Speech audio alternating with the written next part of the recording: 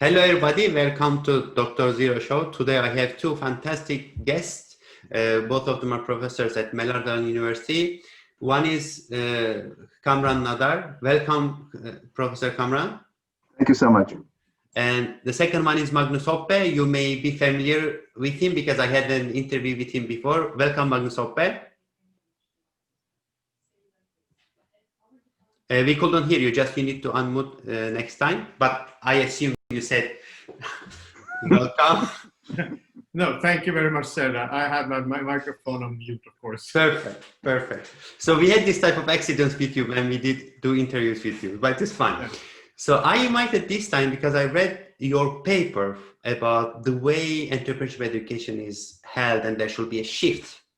And you call it actually transformative entrepreneurship and transformative entrepreneurial self. I will come to that part, but I want to start with the initial part when you talk about that there is a problem with the consumption-driven lifestyle, and you state that it is not sustainable, and also you gave some examples from Sweden. Could you please elaborate about it, Professor Kamran? Yes, I mean, I think that we can see that we live in a very paradoxical world. So if one looks at a country like Sweden, where one has a high level of economic well-being and a secure welfare state, at the same time one can see that, for instance, among young people, among children and youth, there's a high degree of, one could say, psychological and existential anxiety. The latest statistics show that almost half of our children and youth suffer from some sort of a mental problem. I'm going to say mental, I mean, it can be depression, it can be stress or loneliness or whatever. So I think that this just shows that material well-being, although of course it's a very good thing, but in itself and alone is not enough to provide humans with a even a sort of, in any sense, happy life, and especially a meaningful life. And we can see that further on. I mean, I think there's another paradox on a global level where we can see that while our science and technology has developed at an amazing rate, and it's developing. I mean, I think according to latest estimates, we are doubling our knowledge every 12 hours. I mean, something totally incomprehensible. But still, at the same time, we can see that with all this knowledge and all this technology, we have some old problems, such as hunger or poverty, that are still unresolved. And not only that, but in some ways, and of course, I mean, our science and technology, of course, has done very much good for us, and that is obvious, probably doesn't need to be mentioned. But I think we need to also realize that in some sense, it has also almost like an autoimmune disease turned against us. So problems like environmental degradation or weapons of mass destruction and so forth, which are great threats to the well-being of humanity, are actually results of this scientific and technological development.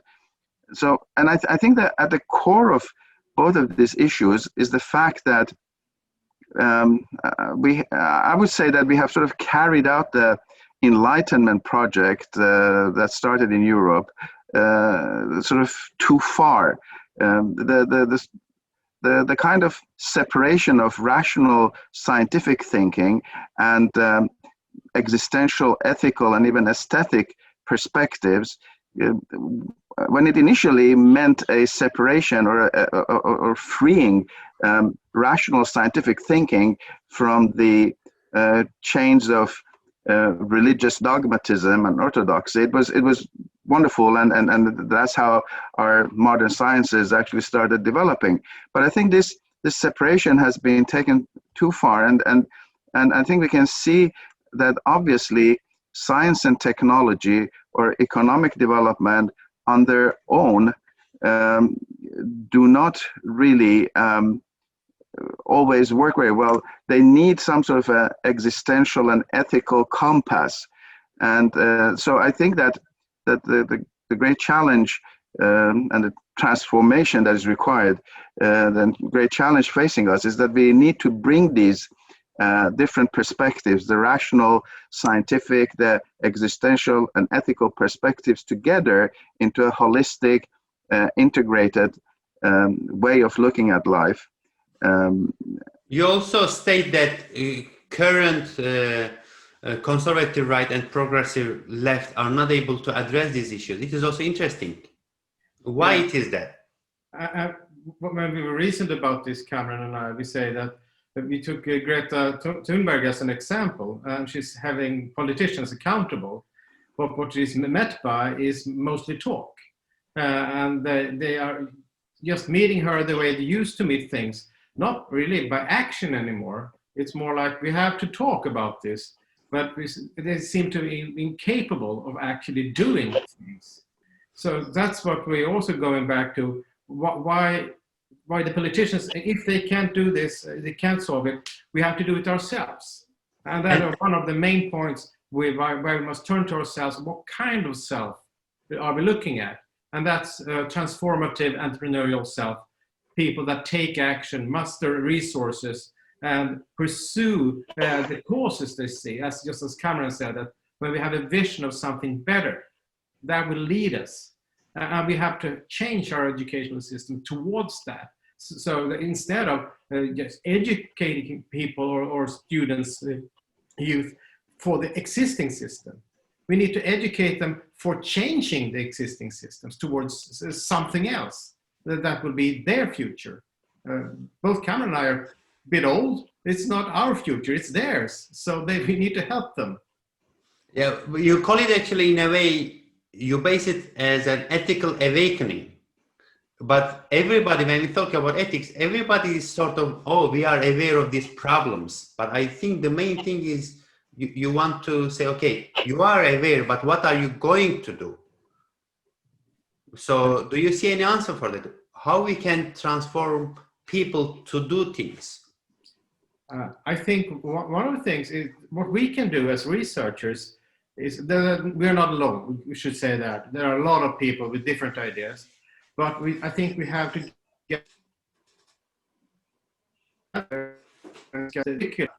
current systems. How do we perform education? And that we are actually professionals in.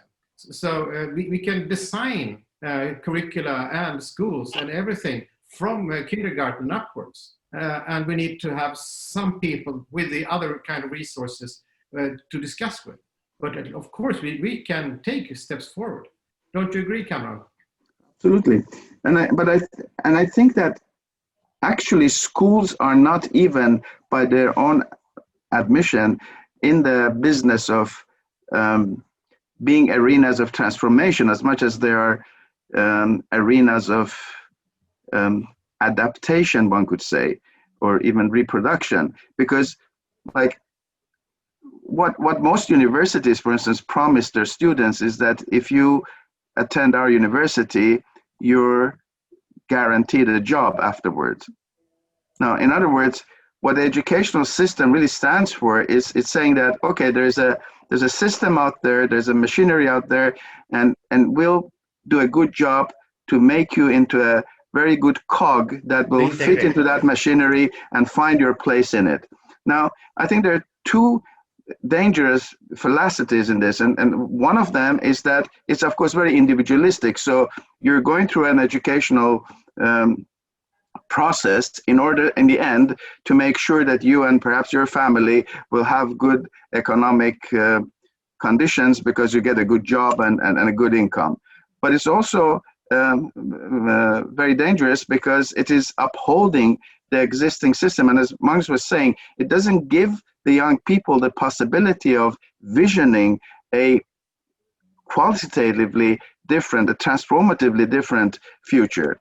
Now, it's very interesting that, we do talk a lot about creativity and these kind of things, but it's always within the existing paradigm. So let's, I think a good example is like, if you think of our cell phones, like we would be very disappointed if Samsung and iPhone didn't come up with a new model every year. So we always want to have the most updated. But when we look at some of the most fundamental institutions that govern our lives, you know, our politics, our economy, whatever, those date back several hundred years. And we seem to be completely happy to operate with models that are, you know, centuries old and actually were created in a world situation, a reality that doesn't exist anymore. But there's very little. I've tried, for instance, to get my students to imagine a political system or a system of governance in a country that is not based on this sort of conflictual party politics. And I've never succeeded getting them to think of anything that is really fundamentally different, because we're so locked into this idea that this is the way, you know, democracy works, that you have, you know, different interests fighting against each other, and yet, I mean, I think that's not what the world really needs today. Did I understand correctly? Because I really invite people that I can learn from them. So the way that I read from the paper and from this discussion, you say that, okay, we have a system that is built 100 years ago, has not changed, but also the system is built on a single dimension of material good and material growth after European epiphany, when they divided from dogmatism, and there are different dimensions that we should add. We don't add these dimensions, but at the same time, we train people to fit to existing single dimension in the world, which doesn't address the societal challenges and our reality. Is it true, or please correct me? Yeah, it's true. And Kamran has done a lot of work on potentiality, and that is one of our points, that people do have potential, but also as groups and places have potential of becoming things, and not just one-dimensional that is material good. It is good for mankind, good for everyone, creating things. And that's also, I think, Kamran mentions creativity is something that happens in this space that has not just one dimension, that is producing new artifacts that we consume. It's producing actually society, parts of society that has a worth and a meaning and a value for us as people when we live in it and take part of those places, creating them. But this is actually Kamran's part of the paper, so you can add to that. I just took a shot at saying something. But I want to say something. I want to add something to that, Professor Kamran, because you also referred to Nobel laureate Amartya Sen about development as freedom. Can you please explain this also as an additional dimension? What do you mean with that one? Yes, well, as Magnus so well described it, I mean, I think that depending on what sort of dimensions we see in, for instance, development, then our, of course, degrees of freedom are dependent on that. So if we have this one-dimensional thinking that development is a matter of increase in GMP or something like that, then of course there are only certain things that can be done. If you see other dimensions, such as human flourishing or human relations and so forth, then of course there are many more things that we can do.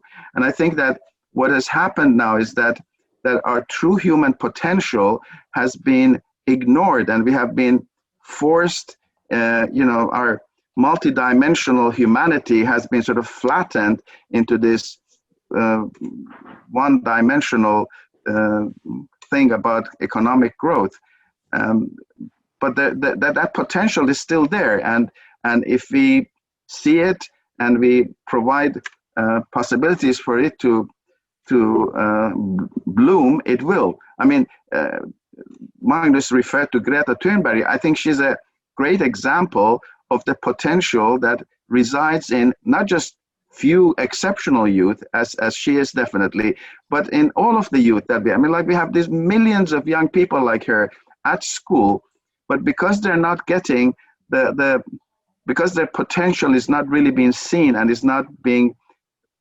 fostered, then the result is that most of them don't really blossom and bloom. So I think that we have this huge like resource in our youth that is just sitting there being not realized and not used. Yeah. We mold them to existing system. You also refer in your paper that when we talk about sustainability goals, UNDP sustainability goals, you state that number 8 and number 12 actually contradicts.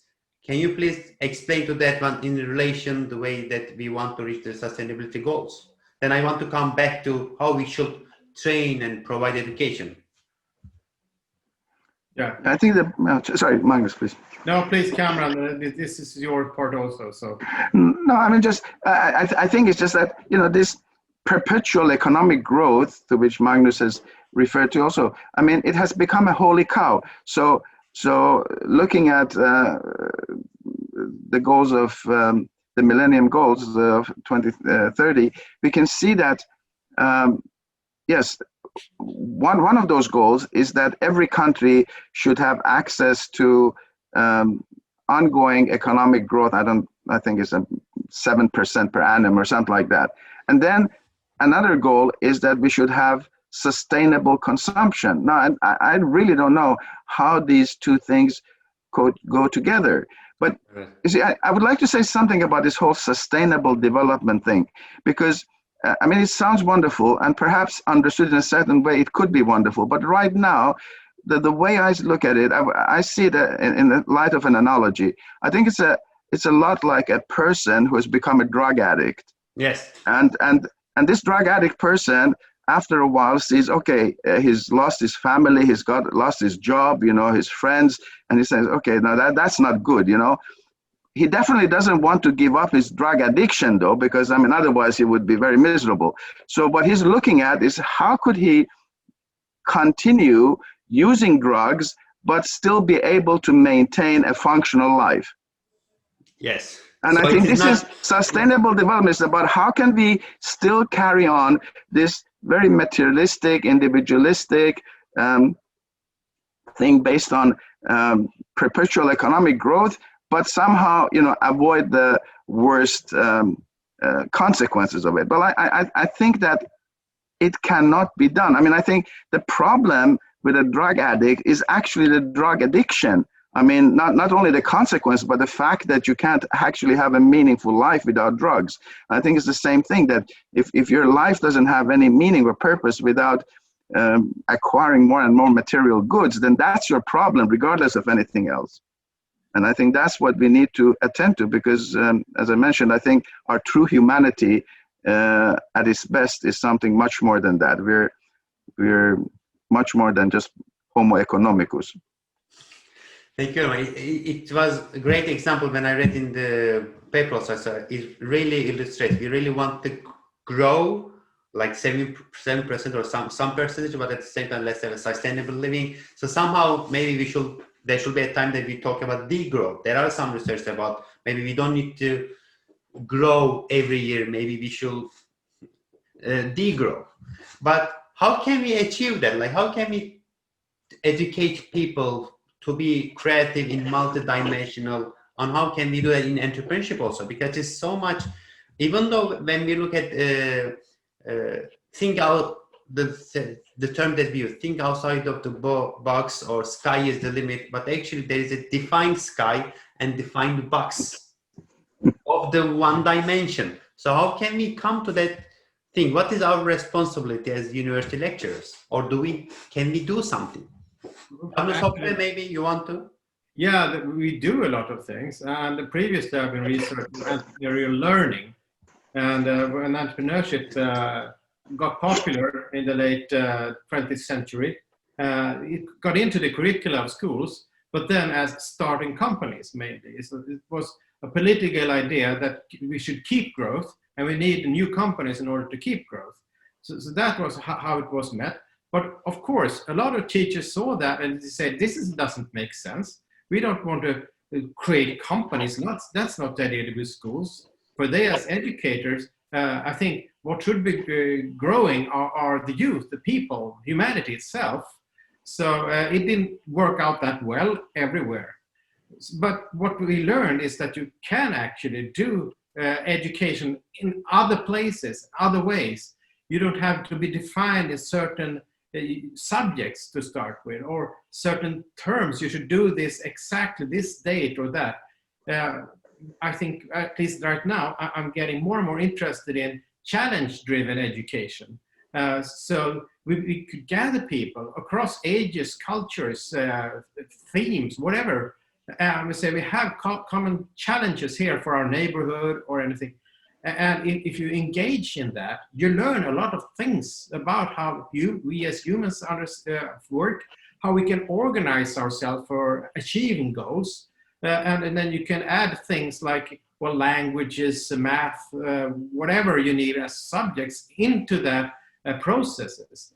But you sort of cut the cake another way. Now we have divided subjects. We take in the real world and we say, oh, we have languages there, we have math there, we have something else there. But instead we can say, okay, we take challenges and we address the different subjects through these challenges. And hopefully our kids, youth, and also students will see that everything is connected. And in order to achieve something, you can't divide it the way the school has done so far. That way we don't achieve anything, actually. We just divide things. The point is working with wholes, challenges that address wholes with people of all kinds will create some sort of competence within us to do things together for a common goal. And as Kamran also touched upon, this is our democratic ideals. That is how a society is created. It's not about actually schools or anything. It's more, we must learn to create this society together again. Because we've all been engineers before, being very good at the small cogs. But we're just talking about the cogs now. What Kamran has tried to say is, skip the cogs, talk about the machinery. Or maybe a better metaphor, something else. Growing trees, habitat, or something where life can really flourish. And I think you used bloom, Kamran, previously. Yes, blooming. And you call it, you put it under the umbrella of entrepreneurial self and entrepreneurial transformation self and entrepreneurial transformation. Is it? A short word about that is, during this process in neoliberal ideas of entrepreneurship in education as starting enterprises, there was a lot of critique on this. It said that if you foster people into this, it's down to entrepreneurial self to solve a lot of problems that people actually can't do, and just by starting companies. And the critique sort of grew and said that, oh, the entrepreneurial self is nothing really good. But what Kamran and I tried to say is that actually we maybe not have a choice. If politics, if current system can cure itself, we need entrepreneurial self, but they should be transformative. And that should actually be the main competence within the entrepreneurship, not starting companies. Starting companies can be part of it, that's important to say, but it's not the solution. It can be part of the solution.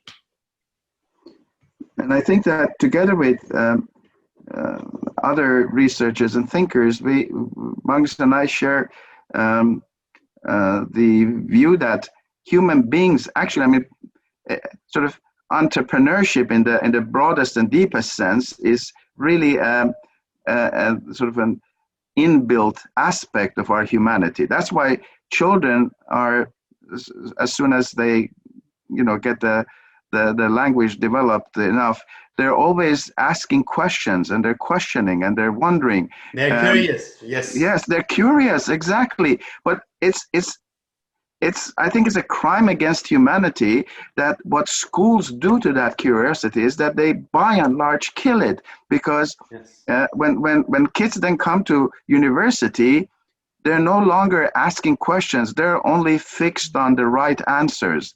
And they want to know, at what page is the right answer to be studied for the test or whatever.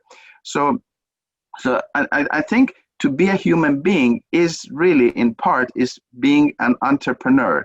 It's being a creator. And so so that potential exists in every human being, and all we need to do is, instead of killing it, is to nurture it and help it develop. It sounds that we are actually doing damage to these kids by letting them enter the education system. When they come to university level, there's almost nothing left for most of the students, because they are not curious that much. They are not wondering. They just want to fit.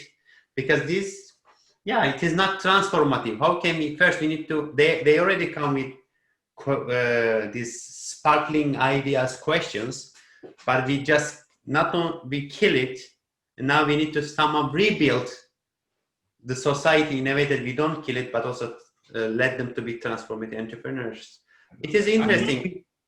No, I think the generalization is a bit too hard. Of course, the school does a lot of good of things. Yes. Yeah. But what they do kill are those who don't fit in, people who do want to change. And it's molding people for the old system. And of course, that's what we see when we meet the students. Those who come to us have been molded for years and years and years, and it's stopped asking questions. Those who don't fit in, they get out of there. And of course, I think a lot of the entrepreneurs in business, we see, if you go to see the schooling level, they dropped out because they didn't fit in, but they pursue their cause and ideas. And if we could change the school system to be more diverse, so we can say, okay, there are some of you who are very happy with the current system and you like the way we're schooling. Why can't we supply them? But then we have people, all kinds of with other ideas, other ways of reasoning, levels of how they develop mentally. We should meet them too. So it's more, it's not like we should go from this extreme to another extreme. It's more like, say, this is not enough. We should widen the perspective to meet more kids with their potential, not just those with potential to feed current system. I understand. Like keep what is done good, but also add this transformative way of thinking, living. Yes, I think. I mean, the educational debate in Sweden is very obvious, but I think it's even globally. It's nowadays more and more about means and techniques and instrumentalities rather than the aims of education, because I think it's sort of taken for granted that, yes, well, why is education important? Because if the country is not educated, it will not get a maximally big slice of the cake of the global market economy. Yes, exactly. So and I think, I think the worst or the greatest challenge that we are facing here, both in our societies and in our schools, is that human beings, instead of being the center of everything, instead of being the subject, have become the object. So the actual important thing is to keep this machine going. It's like, it's like that God that needs to be appeased, and so we offer, and we offer the young virgin, so to say, we offer the best we have to keep this God satisfied, and yet and I think this is something that students feel. I've interviewed hundreds of students, and they all feel this. They feel that their teachers are not interested in them, or as like one student said, that nobody here is interested in my dreams. They only are interested in my grades.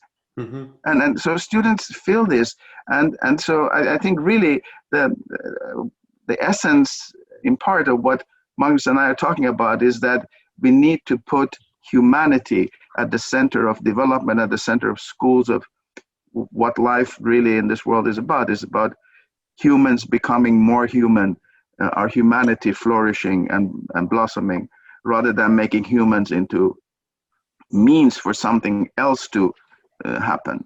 Yes, we should think about how we define the life and also have a meaningful life for everybody. I learned a lot from today's discussion. I would like to thank you both, Professor Kamran and Professor Magnus, for joining this session. It is really interesting. I am looking forward to hear more about your research in next sessions. Thank you very much for coming, Professor Kamran. Thank you. Thank you very much for coming, Magnus Hoppe, Professor Magnus, and I hope we will meet again. Yeah. Thank you for so having much. us. Yeah.